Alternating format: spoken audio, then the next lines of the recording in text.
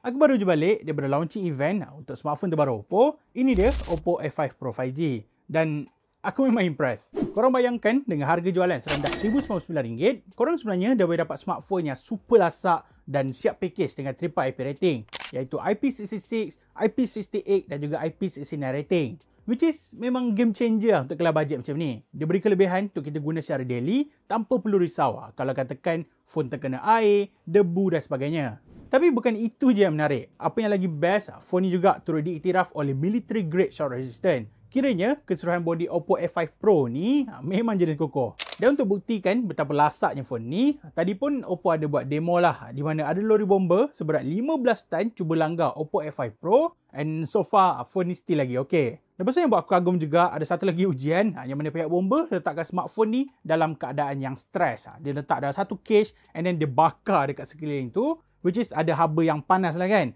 But still, at the end, Oppo F5 Pro masih lagi boleh survive. Punyalah tahan lasak kan. Tapi itulah, macam mana pula dengan performance daily dia Zaid? Jangan risau, spec wise untuk model ni boleh tahan solid juga. Dia dibekalkan dengan LCD panel yang menyokong 120Hz refresh rate, which is memang dah okey. Ada bateri sebesar 5,800 mAh yang membolehkan kita guna selama seharian. Dan tak lupa juga, kejujuran chipset MediaTek Dimensity 6300 pun dah cukup membantu untuk kita pakai phone ni tanpa isu lagging, stuttering dan lain-lain. So kalau sekarang ni korang ada bajet sekitar RM1,000 dan nak smartphone yang lebih fokus kepada teknologi tahan lasak, tak ada jawapan lain. Baik korang beli je Oppo F5 Pro 5G ni.